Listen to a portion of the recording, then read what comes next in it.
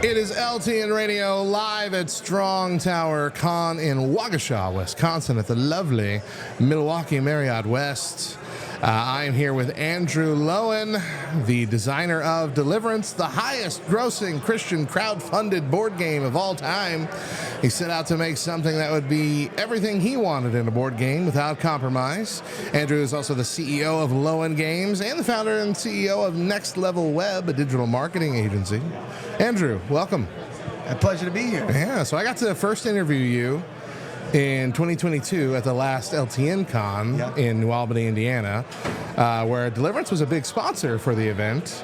You had a table set up there the whole weekend teaching people how to play the game. I never had the chance to sit down and learn it. Yeah. So I am extremely excited that you have like a breakout session here tomorrow on how to play your amazing game. And then almost directly after that, you're hosting a very unique event for Strong Tower Con. Can you tell us what that is, what that's all about? Yeah, so we're running Deliverance Raid.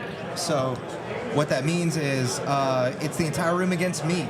And I crafted a special boss, a special experience, a special encounter where the entire room is going to sit down at tables. We'll have 30 players or so, maybe more, that sit down, and they're going to go, they'll have things going on at each table, but then there will be raid-wide events, and players may need to protect each other on other tables and other things too. So it should be a lot of fun. It's the first time I've ever done something like this that has been outside of a video game. So now this is something you had to specifically craft for this event, right? Like this isn't something we could just play. Right. So, I mean, technically, if somebody got my, the content, they would be able to run a raid for their friends or whatever. And depending on how the scaling ends up going, like, this is like, these people are my first human play test. So it should be a lot of fun. But depending on how it goes, yeah, we can scale it and package it in for everybody, and maybe even include it in the scenario packs for the physical scenario packs that when we release our Kickstarter campaign. That's awesome. Yeah, I hope it goes well. So you're actually all over LTN right now. You were recently interviewed by Bubba Stalkup for the Nerd Culture Ministry Underground podcast. Yeah. Your interview with Joe and Ray from the Christian Board Gamers podcast is coming out on September 17th. Yep. Not to mention the several non-LTN podcasts you've been on. What is it like knowing that so many people are in love with Deliverance? I mean, 8.6 on Board Game Geek. Yeah, I mean, it's really good. It's the highest rated religious game on Board Game Geek. Yeah. If you look by religious as a category, it's the #1 game. And then it's the highest rated Christian game, I think, of all time, like ever made, just because it's not a very high bar. That's true. It's true. So, I mean, Ezra and Nehemiah came out that did really well. So they're like, I think, ranked 3rd or something. There's some game that's ranked 8.5, and then we're at 8.6. We were at 8.8, 8.7. As people keep getting the game, we get a random 1 every once in a while. Somebody coming in there that probably doesn't own the game but doesn't like us or something. Right. Yeah. But that's gonna happen. But yeah, it really I always think of this phrase, "Heavy is the head that wears the crown," or whatever. is heavy is the burden. Anyway, so I feel a lot of pressure to perform for the fans. That's very important to me because I am a fan of this. I always think of myself when I think of other Deliverance fans. I think, what would I want in this experience? Is this a game that can actually be, is there enough meat here to chew on? Or is it, if I want to make it a lifestyle game and see people play it 100 times a year, I mean, that's, like Warhammer or Magic or something like that. Is there really enough to be able to do something like that? I think, how as a fan would I get closer to doing something like that? Because that's what I would want as a fan. I would say more Deliverance, make it more entertaining, and so we're always kind of trying to push and stretch and elevate the bar, raise the bar, and that's part of what we're doing with this raid event. It's like, I'd like to see this done all around the country with fans, and we have also we release free scenario packs like once a quarter, And we actually have started to run every in various places physical scenario packs, and it's been a lot of fun. Like we packed out game stores. Everybody brings their own Deliverance copies. I give everybody a scenario pack, and they all go to town, and I'm the human rulebook, and I sign things and whatnot. But yeah, I just think the more that I can do for the fans, they're doing a lot for me already by, they backed the first Kickstarter. We sold out of all our add-ons and all our games. Like, I think as of the time of this recording, we have 10 games left here and maybe 10 games on the website. Wow. And then they're all ready to come out for Kickstarter. People are very excited for the Kickstarter campaign, and so they're showing up to support us. And so I'm just thinking, how can I support them? So that's really where my burden. As long as I don't focus on me, right. I don't I don't get in my head, and I'm just focused on like you. It's like, how can I make your experience better and your life greater with the things that I'm making? And if I'm constantly thinking about you, then it takes the spotlight off of me, and I don't feel so bad. Now, Deliverance hasn't been locked into the Christian community. There's been quite a few people outside of traditional Christianity per right. se that love the game. I mean, spiritual warfare is whether or not you believe it's a real thing happening, doesn't take away from the gameplay and how fun it can be. But I'm sure there are quite a few people who are outside of the Christian space that have yet to hear about it. Right. But it's slowly peeking in different places. Yeah. For people who have yet to give Deliverance a look, can you give us just a quick rundown on what the game is about, how it works? I'm sure you have this memorized. Oh yeah, I have some. Yeah. Version. It's like flipping in my head, like which version to use. I'm sure. Yeah. So I landed on this one. So, all right. In Deliverance, you play with up to 5 players, by the way, cooperatively together as angels in the army of heaven. And you've come down to this small, backwoodsy little town called Fallbrook. It's not a power center of any kind. There's no mortal of great influence here, and yet the town is filled with demons and overrun with demonic activity. So what you suspect is that one of your former angelic allies, now fallen from grace, is leading the armies of darkness from the shadows of this little town. So something strange is happening, though. It seems as though the evils from the mortal realm are bleeding into the spiritual realm and manifesting as darkness. And so you have to use more than just your sword to survive. And your mission is to figure out what's going on, guard and defend and protect those saints, and put a stop to that demonic plot, whatever it may be. Man, very this present darkness feel to it. Like, that kind of. A lot of people say it feels like you're playing This Present Darkness, the game, and the way that I liken it is like if the focus was on the angels and demons, instead of the humans were kind of the supporting cast. Right. We still interact, and in fact, with our new expansion, we're remastering the original expansion campaign, but we're diving a lot further into the interactions of humans with angels, like humans unknowingly interacting with angels, but you are the angels. So it's really fun, So let's talk about that a bit. Deliverance, officially a certified hit. You've been working on this expansion pack, which that's almost a misnomer in this situation because the thing is massive. Yeah. September 24th, correct? That's correct. This is when September the Kickstarter 24th, will open for Deliverance Council of the Fallen. Yeah. So what else can we expect from this expansion? So I remember a long time ago, a little digression, I remember a long time ago I sat in on a presentation given by Justin Gary, who is most well known for Ascension. He created Ascension and 23 expansions at that time.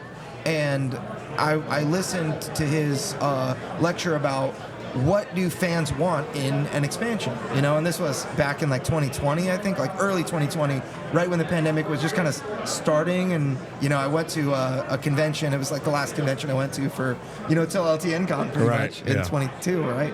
And so he said that the very first expansion, something I remembered, your fans don't want anything different. They just want more.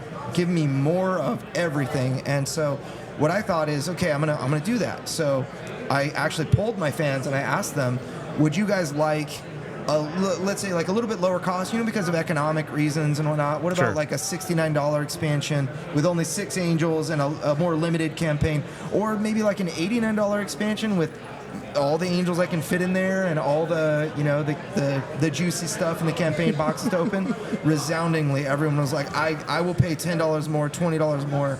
Give me all the things. I will give you my firstborn. Yeah. Give me everything you have. So I was like, all right, I have this particular box size. How in the world can I stuff as much awesomeness into that box as humanly possible? And I couldn't believe, like, the cost of paper has gone down or something, or I don't know, but we have been able to find a way to get the expansion in for $79 with a dynamic campaign with 6 different boxes to open instead of 1.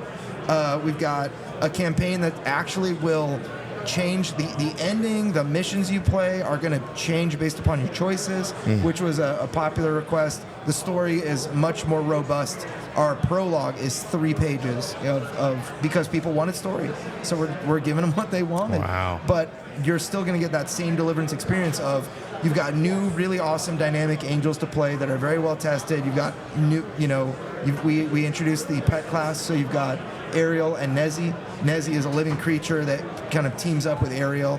He's a winged lion, and she is like an archer, know. And so it's really fun for a lot of different style of characters to play.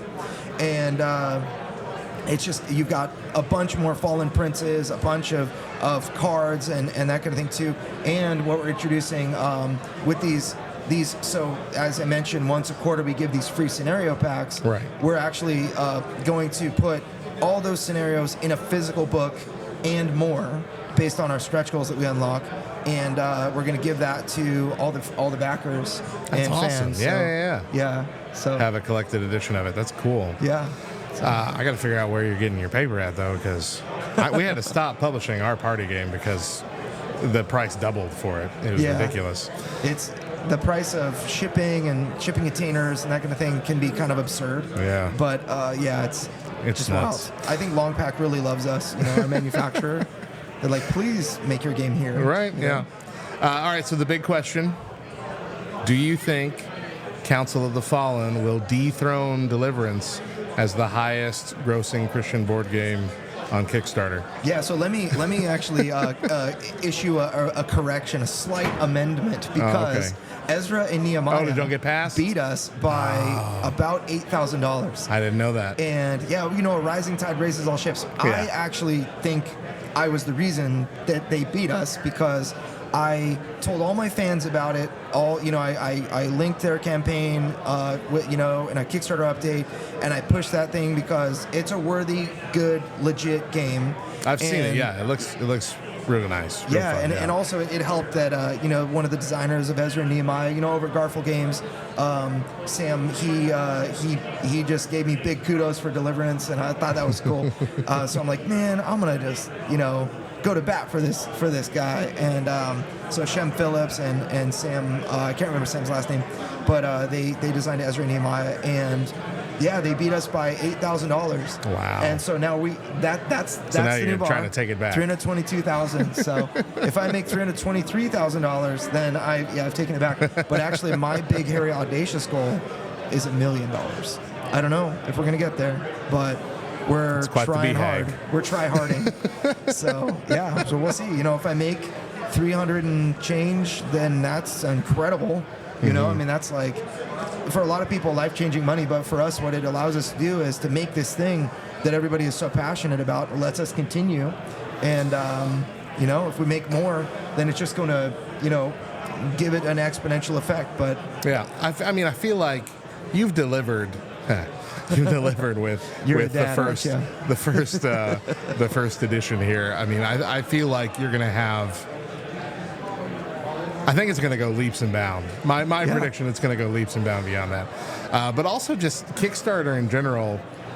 just in the last few years, Yeah. has really seen just an uptick of people really backing board games, and tabletop games, RPGs, things like that. I'm thinking of like Cosmere RPG. Yep. Their goal was $250,000. I think they're sitting at $15 million. Right now. Yep. Now, I mean, I know we're not in Cosmere level territory here, but that's a good sign. I mean, Deliverance making that much on the first go round. I can't imagine you come away with less than half a million at least. I find there were some things that kind of held us back during the first campaign that were just very normal, natural. One of them was it was our very first game, so people were like, can you actually deliver this? It's a great idea, but can you actually, your mouth is writing a check. Can it be cashed, right? So that was one question that we answered, right? We made a great product that was very high quality, that it looks like a piece of art, a work of art at every corner. There's no corner of that game that was skimped on. And, it took longer to deliver than we expected, but everybody was very happy that we put the time in. So number two, we communicated, and the good, the bad, the ugly, everything in between. We, come hell or high water, gave an update at the end of every month, right? And then in addition, an email newsletter, and just kept people updated as to what was happening and whatnot. So our fans on Kickstarter, they're ready to return because it was a great experience. They felt like they actually influenced the game and its development and that kind of thing, and they're ready to do that again. But then there are also like a bunch of others, as you mentioned before, non-Christians, Christians both, that were like, can a Christian game be good? Right. And so we were That's the hurdle all Christian media and video games, board games, all that space they're trying to get over. Yeah, like and in slowly some ways, doing it. I kind of felt like we were the tip of the spear for a lot of Christian creators because I would agree with that. We were the first game that really came out and was like took itself seriously and said, we're taking ourselves seriously and you should take us seriously too. And so there were Christians rightly concerned that, this can't be as good as I hope it. I just can't get my hopes up again. They've been ruined so many times. Movies, entertainment, every kind of Christian entertainment has always, impacted games and whatnot. Nobody's invested in games because they don't make money. People don't want Christian media, entertainment, whatever. Right. And that's actually, some of that's being changed. You've got The Chosen, which is actually smashing it, you know, and of course, other games like, Ezra and Nehemiah, there's Jerusalem, Anno Domini. There are other games that kind of have reached, decent levels, But so a lot of Christians are like, is this going to be too preachy that I will be embarrassed to share it? Right. And after they received it, the answer is no. It is not it's not embarrassing to share. It's just good. And it doesn't compromise. It doesn't try to be like, oh, well,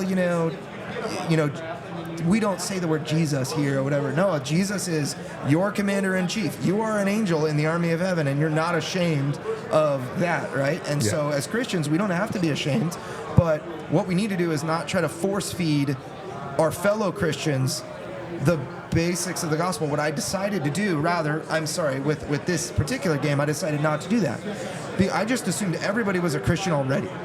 So I didn't need to give a gospel presentation because we already agree on the same thing. You already believe Christ died, buried, rose on the third day, and believe in him and receive salvation from your sins.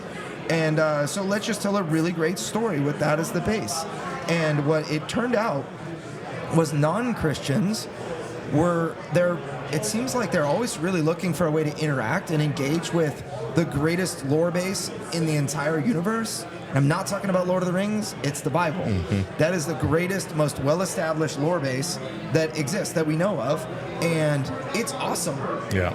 But people are kind of afraid that by engaging, with things that deal with, biblical matters, that they're going to get preached at, their lifestyles are going to be judged because they choose to reject, the Christian thing. They just don't want to play a game that is gonna, say, hey, by the way, repent or you're going to hell. This is the tutorial mission. Do you want to advance or not? And so when Deliverance came out, they all were. There were a lot of people that were like, all right, I'm not a Christian, and I'm concerned that there's going to be like a bait and switch here. So I got the game, but I'm going to report every single mission, what happens, and I'm going to be truthful. And by the end of the campaign, they were just so impressed that the game was just good in its own right. They read hundreds of Bible verses while playing the game, like through like all the prayer cards, all the flavor text, and they loved every minute of it. It's like, dude, I managed to make something, obviously God being the leader, that non-Christians love reading the Bible. It's like the prayer cards are really great. The flavor on the backs of the cards are interesting, but you don't have to read any of that. You don't have to read any of it to play. But, low key is like hidden. If you do read the back of the prayer card that's on the top of the deck, that whatever Bible verse is on the back actually relates to what happens or what the front of the card does. So if you wanted to be really, really good at this game, you would memorize every card back and you would know what every card front does. So somebody told me like, dude, I'll just memorize every card back. I'm like, that's what they call a feature, not a bug. Right, yeah. And it was a cool thing. But I find a lot of non-Christians are actually very genuinely appreciative because the game just is like, it doesn't ask you to accept this. It tells you this: you are Michael the Archangel, you have sick tattoos on, and Jesus is your commander-in-chief. That's what it is. Now, get on with it, soldier. Right. And they're like, okay, aye, and they're praying down darkness, and they're doing all sorts of stuff. And they're like, I've seen lots of, atheists, Satanists, and Wiccans, and everything in between cosplaying like Michael the Archangel, and how a Christian would fight spiritual warfare. They're praying and they're reading Bible verses and they're reading out loud because the flavor text is just interesting. Yeah. So anyway. That's exciting, man. All right, let's shift away from Deliverance for just a second. Fun and possibly challenging question to end on. All right. In the rest of the realm of board games right now, what game has you most excited? Isofarian Guard. Easy choice. Easy.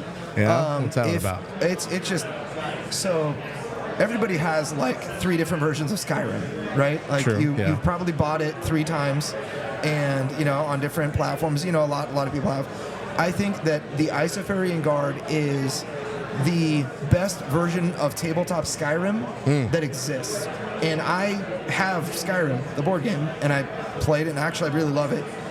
But the Isofarian Guard is just kind of that next, it's just so fun. It reminds me of like those JRPG days where you like kind of grind a little while on purpose so you can like overpower the next few bosses and that kind of thing. And you can like rebuild your fort, like Fort Istra, and it gives you new abilities. You can get your characters new skills, like you've got tech trees to level up, and it just feels so much like a Skyrim where you can build your character how you want, you can play the style you want, and it's open world exploration. So I love that very much. I'm also really excited about what is it? It's Undaunted 2200 Callisto. Oh, okay. Yeah. So I've kind of been fascinated lately with like RTS games because I used to play StarCraft, Warcraft 3, games like that. Yeah. And so I've always looked for a game that gives me that RTS feeling in an hour. Like I know like I could play like Last Light, I haven't tried that one, but you can play Twilight Imperium and it's RTS. It's an RTS game that takes, a whole day. It's like you got to plan like once a year. Right. You got to plan ahead. This is a holiday you're making, yeah. Yeah, and so I don't know. How about you? What are you excited about? There's several in contention, but this interview is already going longer than the rest, so I'm going to go ahead and wrap it up first. Okay. But thank you so much for sitting down with me. I do look forward to trying to take you down tomorrow. Yeah. In the big mob battle. Yeah, it's Andrew. Let's promote links, socials. What do we got? So go to playdeliverance.com. You can find everything you need. If you go to playdeliverance.com, /COTF, as in Council of the Fallen. You can get right to the landing page, but just go to playdeliverance.com. You'll see the button to learn more about Council of the Fallen. You can sign up for our emails. We're just about to go live on Kickstarter September 24th. Please be there. Please support. You can get the base game, the second edition base game. If you already own the game, you can get all the add-ons that you missed, all the new add-ons, and of course, our awesome expansion. So, all right, thank you, Andrew. The video version of this interview will be out here in just a couple weeks, probably right before that Kickstarter goes live. But if you're listening on LTN radio, then keep it right here for some more Christian rock, rap, pop, and indie. We'll be back with more interviews live here from Strong Tower Gaming Con in Waukesha, Wisconsin soon. Keep it right here. Bye.